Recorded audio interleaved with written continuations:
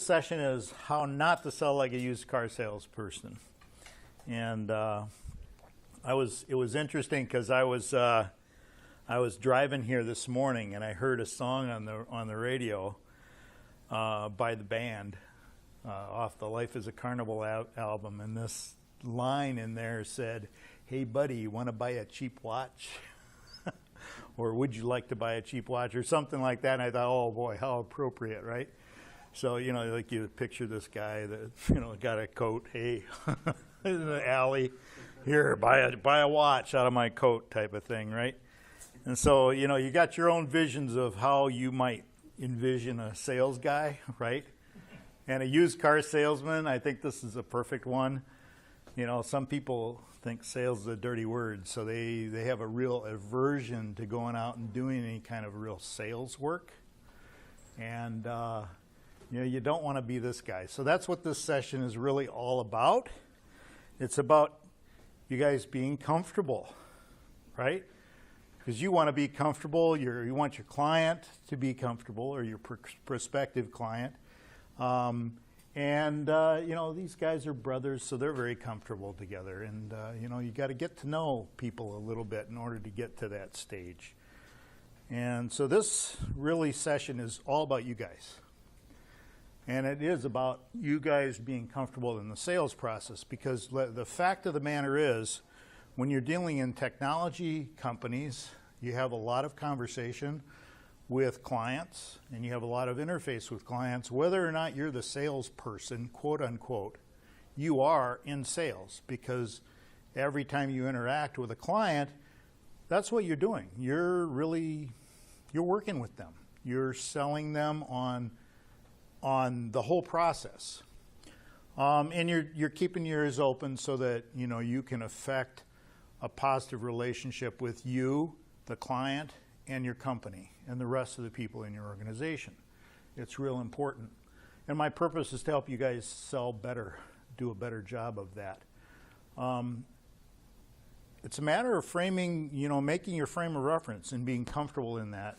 You've got to step back from that idea of what you might think a salesperson is and put it into some kind of process that works for you. And so I want to find out what you want to get out of this session, and I want to talk a little bit about some of your sales experiences that you might have had. So think of a scenario where you felt like, oh, I convinced that person that this is what they should do. You won, right? It was a win. You've gotten something good out of it. What did you do to make that happen? Got any ideas? Any feedback? Build a relationship with them to start with. Yeah, that's good. You bet. I think that's key. If the person trusts that you know what you're doing and that you have their interests in mind, whatever you suggest, they'll be open to. And it's going to be interesting because I thought of that word trust, because that is really the key foundation in that building a relationship. And I don't think I put it on my slide. I think I missed that. But we'll get to that. What about losses? You lost a project, something you were going after and didn't happen for whatever reason. What do you think the causal foundation for that was? What was the thing that kicked it over the edge the wrong direction? I've never won a project that involved like an RFP process. Okay. Like I'm proposing against an unknown number of other people proposing, and it's just been no good. So I avoid that. Right. But in the past, it's been all losses. Okay. So RFP, loss. Mm-hmm. Okay. We can talk about that a little bit later, but generally, to answer that real fundamental question of why do an RFP versus not doing an RFP, is that you have not had a chance to really influence the process at all when you're doing an RFP, unless you help write that RFP. And I've done a lot of that. Most of the big projects that I've gone over or gone through the process of, and I've gone to an RFP process, I was the one helping the client actually write the RFP. The inside man. And I guarantee you, there's always an inside man when that happens. There's always an inside man. If you're not them, You have to be very strong in your proposal and your approach and everything else to be able to win it. I can think of one in my whole entire career that I've ever won in that situation. So it's really difficult to do. What about the ones you didn't go after? Why wouldn't you have gone after something that, what held you back from going after it? When you knew there was an opportunity and you didn't go after the sale? Apprehension, okay. So like when you start the building of the client relationship and you realize that there's something fishy here. Something smells. Maybe this isn't the client that I want to work with. Good point.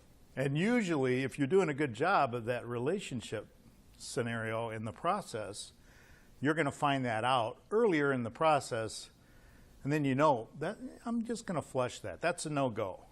We used to have a go, no-go chart where I used to work, right? And where I used to work, we did sales to city, county government on some very large systems, integration systems. And we would get RFPs all the time, and we'd have a process all the time. And one of the things was you got to be in the door. You've got to know about the project beforehand, before the RFP comes out. You have had to have influences, and we had a ranking for it. And if it fell below a certain amount, we wouldn't go after it because it might cost $15,000 to go after that project in a full RFP mode, right, on a big project like that. So we would not do that. My experience is totally unscientific, but that I can always feel in my gut. Like Yeah. all the projects that were unsuccessful, meaning either the client was unhappy or I was unhappy, I can always point back to a point way in the beginning before the project started where I could feel that in Yeah. my gut. I'm like, oh, I should have gone for it. Yeah, yeah. And what about the ones that snuck up on you? That and these are usually add-on type projects that you're there working with the client, and then all of a sudden you find out somebody else is in the door. What happened? Have you had any of those experiences? Typically, that's where you've fallen down somewhere in the process. Either you haven't delivered, or you've lost trust, or you didn't support the project, whatever that kind of process is. So that's the kind of thing you get into. And we're going to go into these kind of things. And in my career, I've been doing sales for a long time. I think when I was in high school, I sold for a sporting goods company. So that's just retail sales, right? And I've sold computers and networks and that kind of stuff, different places. And it was always kind of like trial by fire. And then every now and then you'd have a little training. You may have heard of ABC, always be closing, right? Yeah, well, that's one of those things. If you're going to be on the sales floor, you got to be always closing, right?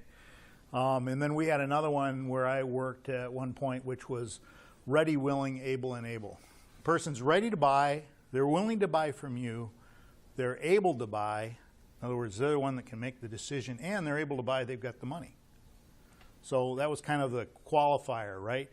And you'd have to do that before you really proceeded on to suggesting or recommending or discovering what they really wanted to do and trying to make the sale happen, right? And I've been through a number of sales system type training, a whole bunch of different ones, professional selling and Xerox sales system, a whole bunch of other, probably 8 or 9 of them, different ones. The one that I found the most successful was this counselor salesperson one. And that's kind of the one that I've adopted for myself. And I try to train people in this, anybody that's got any kind of interface with the client. We haven't got there yet, guys, but we will. So these two guys work for me now these days, so at least for now. What? Oh, what? What? Anyway, there's a process to this, and it's really very simple. You said build a relationship. That's the first step. We're relating, right? We're establishing that rapport, that understanding, that common understanding. Discovery. You've got to go through a discovery process to really find out what is the opportunity, what are the problems, what are the challenges, what's it all about, before you can really move forward. Then you've got the advocate stage. A lot of times, let me finish and then a a lot of times you'll get to a point where, okay, we've got the discovery going, and right away you start hearing problems that you know you can solve. And the tendency is just say, oh, come on, just do this. This is what you ought to do. Well, you're not done yet. And you're not ready to advocate. You're not ready to put together an offer. You're not ready to really approach it. And if you do that too quick, you lose the sale because they don't trust you. You're not listening. You've lost the relationship then, right? So it's a very important step. And then the support. Once you've got the agreement to move forward with a project and you're going forward on that, you got to support that project. You got to keep it moving. You got to keep it happening in a positive light and got to keep the conversation going with the client. It's a cycle. And if you get to, for instance, the advocate stage and you're saying, you should do this, and this is what we should do, there's certain ways to do that. You're asking for the sale, you're asking for the close, you're trying to get a commitment on the project. If they're not ready yet, you've got to go back and evaluate. Either I didn't hear something right, or we didn't do enough discovery, or maybe they don't trust me, or maybe I've been no help, no real help. So these kind of things will come into play. And you'll have to kind of evaluate and go back through the cycle, because it is a cycle. It's not just a linear type of thing. You have to step back and forth between it. And it also has to be done with every person that you're working with on a project. Not just the person who's going to make the decision, but with everybody that's going to be involved in the project. If you're really doing a proper job. Do we do that all the time? Well, it's hard because there's a lot of people involved in all these projects, right? You get a big project, that's a lot of people.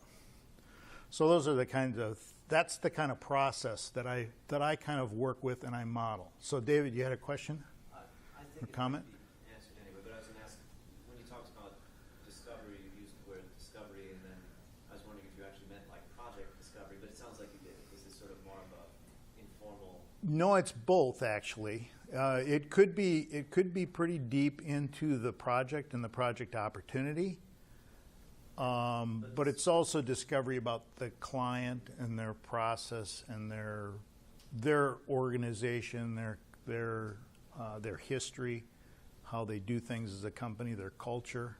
Right. So it can be all of that. Proper project discovery, though, should be after the sale, right? I mean, you should be getting paid for project discovery. Bingo. Yes. Real project discovery when you're looking at, okay, how are we going to design this to make it work? Yes. That's why you have to control this process, because if you did all that for free, guess what they can do with that offer you're giving them? Oh, my buddy down the street can do this for half the price, right? So yeah, you don't want to go there. So in that relate phase, you're creating that relationship. You're getting the understanding of the, oh, this didn't save. I'm sorry. There's another step in there before you even really start that first meeting, for instance. And usually this kind of thing has to happen in some meetings with people. You can't really do this on the phone entirely, although some people are pretty successful doing that. And depending on the scope of the project, it might be the only way that makes sense, right? But you want to do some research in that project. You want to look if it's a website type project or a web application type project. You've got to look at what they've got. You've got to look at some history. You've got to look at whatever you can find out about that company and that organization and that project, whatever you might be able to do before you even sit down. Otherwise, you have no way to really cut this time down in this cycle. And you're developing relationship with people, and you're establishing that you're going to continue in a conversation. Once you've established that relationship, you can decide together with the client that you're going to move forward with more discovery and more discussion. And you have to do that in the first place in order to get any kind of proposal put together or any kind of process or even move forward in the whole process. So how do you do that? How do you relate? This is where I forgot I put that in there. Okay, so first step is research, and you've got to have some kind of plan, and you have to have an objective. So I'm going for a first meeting with someone. I want to have an objective. A typical first meeting objective would be that I get them to agree that I should talk to these other 3 people in the organization who are going to be involved in this project to find out how they work, what they do, that kind of thing. If it's a big project, it's worth doing that. If it's not a big project, you know, you have to adjust. Maybe you're just going to go for an objective of, let's do a little bit of discovery. Let's do a 3-hour meeting to talk, bring a couple people in that meeting, and then we'll talk through what the opportunity might be and what the problems are and how you might be able to help them solve it. And, you know, really, we're all human. Just establish that good basic communication. You know, respect, listen. You know, don't try to solve all the problems in the world without having all the information, right? You don't want to do that. You're going to look silly. So you just try to find out what are they into, where's their headspace at, and how do they operate, how do they think. And that's where this Psychology 101 comes in. And anybody tell me what that is? Yes, thank you. So this is Maslow's hierarchy of needs. It's one of those Psychology 101 type things that you learn, and we probably all learned it at some point, and half of us have forgotten it. Most, you know, if you're talking to somebody that's down in this area here, as far as their needs, in other words, they've got their psychological needs, you know, that's okay, but they have safety issues. They don't care what you have to say. You're not going to do anything with them. You're not going to move forward with anything with them. Most people are up in this kind of area here, between these 2 areas.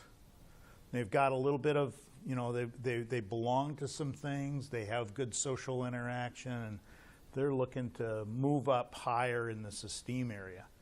Ego, that's what it is. So if you're going to establish a relationship with people, just kind of a gut says that you need to make sure that they feel good about themselves and about your relationship, and that you're supporting them in that area, and you respect them, and you understand where they're coming from, and you want to know more.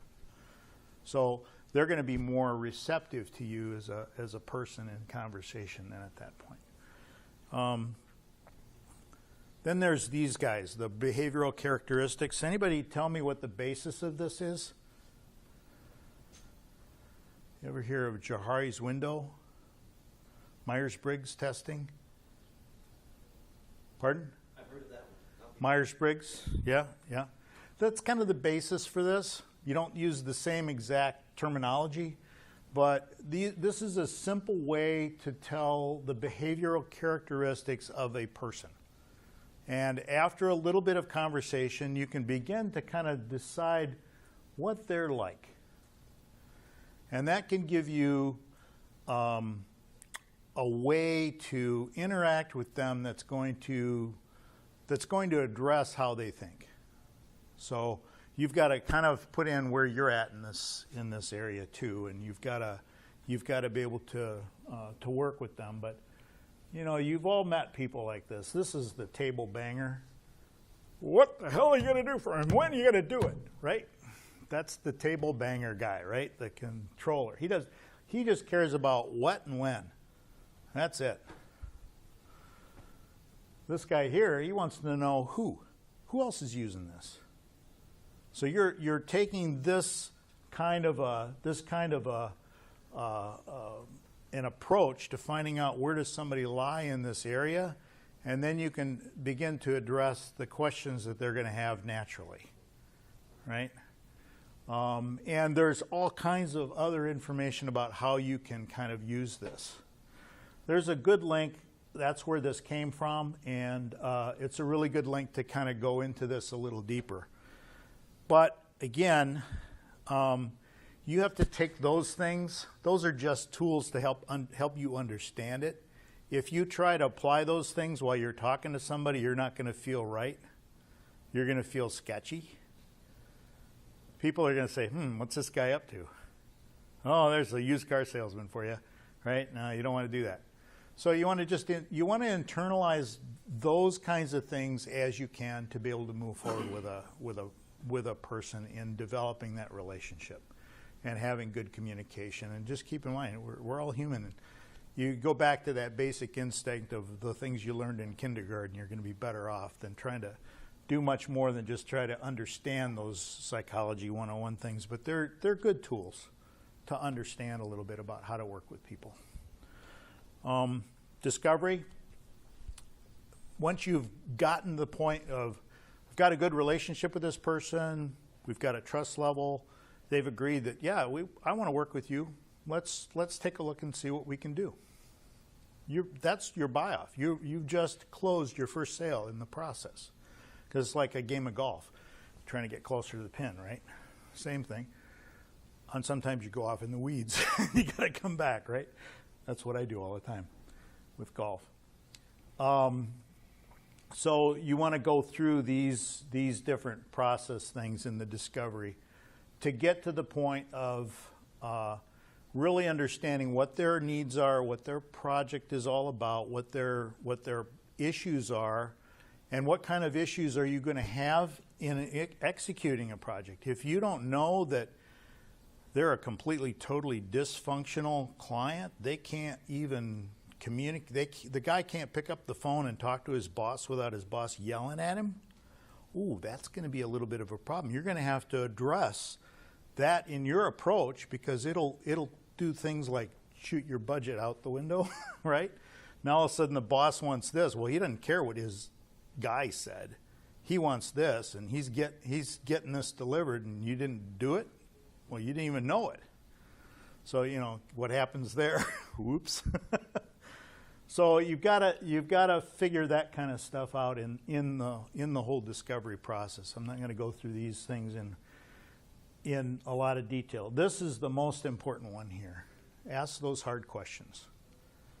If you feel something's not right in the discovery, if you feel like you're not getting all the information in that discovery process, if you feel like you're smelling that somebody else is in the door and they're just fishing for the third quote so that they can pick the guy that came in there first, why do you want to waste your time? Ask the question. So who else are you working with? What have they done? Have you guys done any projects with them before? Ask those hard questions. Find that out. There's always somebody else in there. And then as you begin to get a feel for what does this look like, then you can start kind of testing the options as you're having conversation with the person. You can find out, what if we did this? How about we approached it like this? How about if we did something like an initial meeting to figure out how we're going to do this, and we're going to dig into looking at your data structure on this other system, and we're going to do this and we're going to do that. That's your discovery that you're going to get paid for, but you're testing out the approach, the project approach, because where do your numbers come from? They come from the project approach. That's how you're deciding how are you going to approach this project. What are you going to apply in the project? Who's going to be involved? What other resources do I need? Do I need another subcontractor? Do I need somebody who really knows SEO up the yingy? I don't know. You got to find all this stuff out, and whatever you don't have, you're going to have to apply that resource to get the project done anyway. So you might as well test those options out, know it all, ask all the hard questions. Sometimes the way around the competitor in the door is to team with them. Done that a lot of times. Once you've got that, you come back, you confirm that test solution that you came up with the client. Confirm if there's any changes that have happened, because they may have talked to somebody else last week while you were putting your proposal together. You don't know. You make the offer and you ask for the decision. If you're asking for the decision and you find out, oh, well, I got to take it to my committee, or I got to take it to my boss, or I got to walk it into the president. Well, guess what? You didn't ask the right hard questions in that discovery. You didn't even know that was going to happen. Oh, crap. Now I'm going to go back to square one again. But that's that cyclical thing, right? That's what has to happen.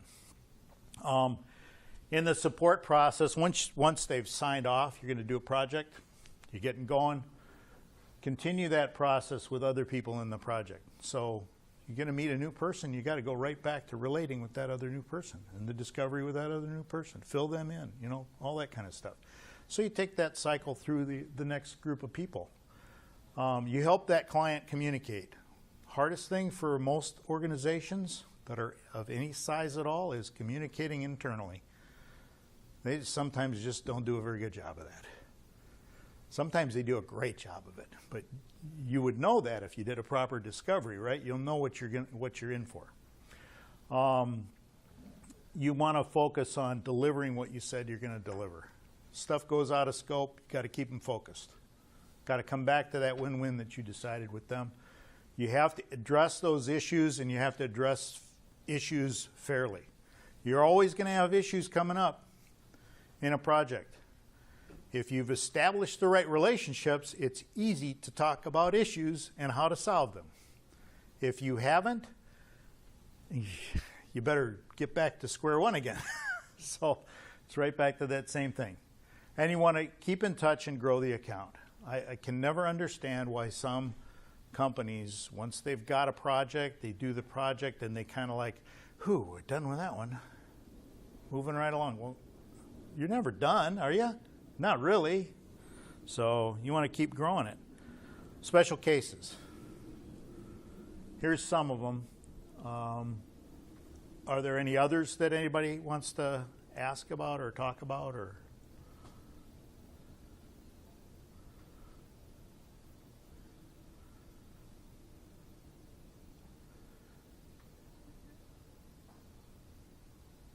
if you're a big company, you're going to get into more of this kind of stuff. If you're going after a project where you're teaming with somebody else to go after a project, if you're a small operation, we're 3 guys in my office. If I went for a real big project, I'd have to hire contractors. I got to bring contractors in. I need to have them involved sometimes in that sales process if I was going to go after a big project. There's enough smaller ones out there right now, I don't need to worry about it, but you know, you never know. So What do you call a small project? Anything under 15, 20,000, probably. For what time period? I mean, 15,000 for a month-long project is a small project, but like. Well, it's still a small project if it goes over 6 months. You just have to add your time in to cover the project management and overhead time during the time the project's going. I guess what I'm trying to say is I think even like a $50,000 project would be a small project if that's a 6-month project or something. So the cost doesn't determine the size of it, is what you're... Yeah, you know, I think it has to do, and I don't look at things really as big or small as much as I do complex or not, you know. Do I have the resources, and how difficult might that project be to do with the resources I have available? How difficult is it going to be to work with the client? The degree of difficulty increases the cost of the project, obviously. So you have to kind of factor that in too.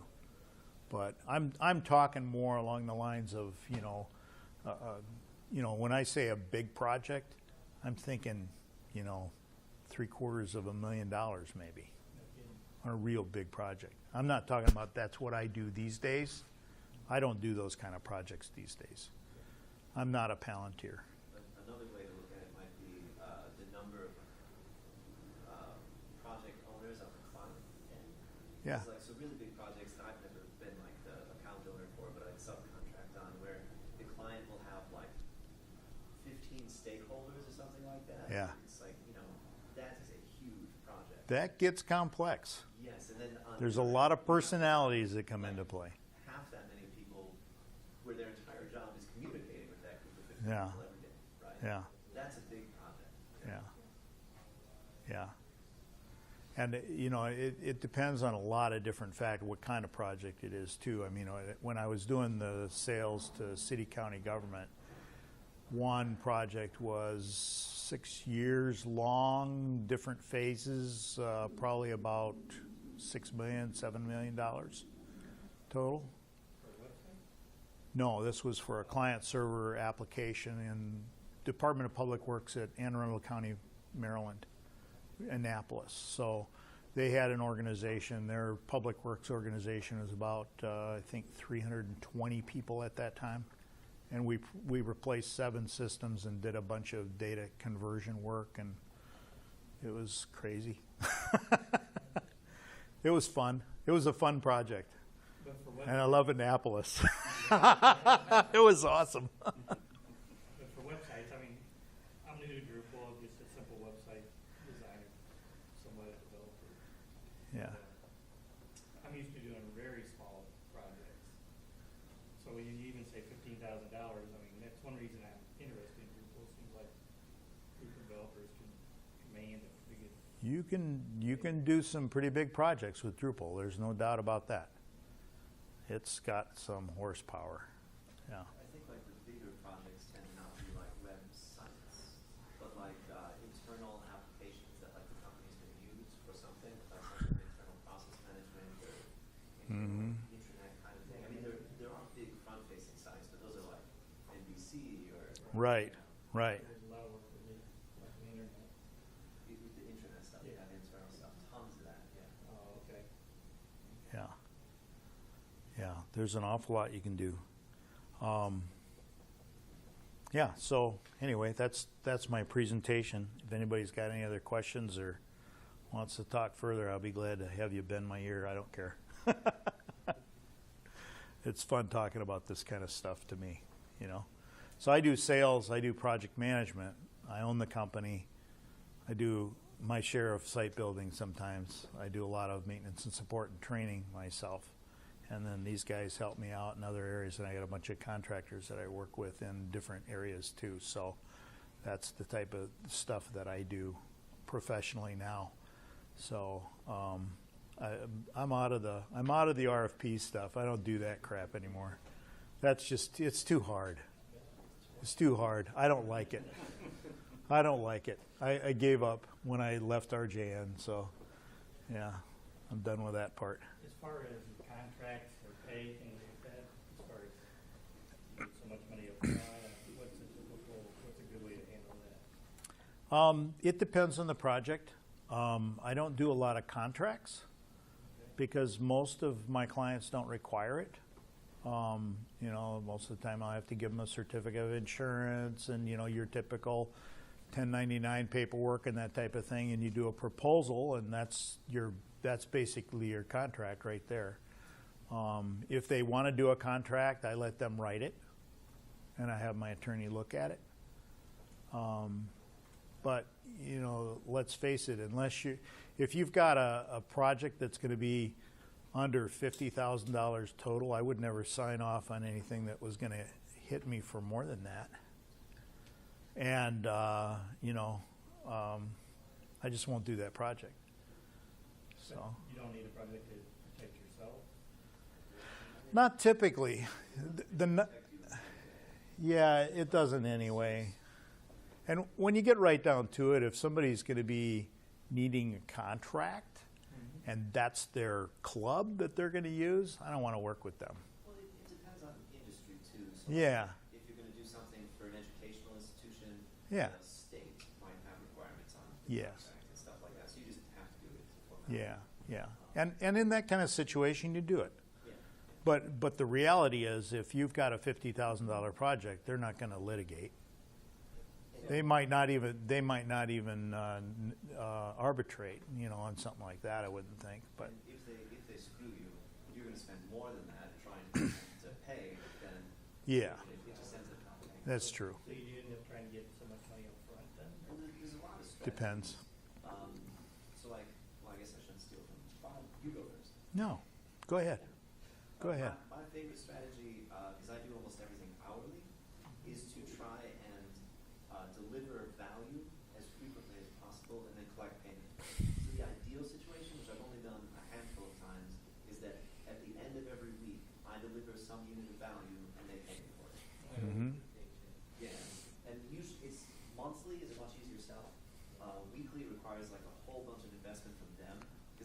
need to have at the end of every week a demo to prove the value, right? You need to deliver it somehow. So it Yeah. requires a bunch of investment from them Yeah. as far as time. Yeah. But like that's the best situation where you're delivering value so they have something and then they're paying for it right away. So at any time as the project ends, they still have the value and you still have the money. Mhm. Right. And if you're doing a proper job of this, you usually don't have any those kind of issues really.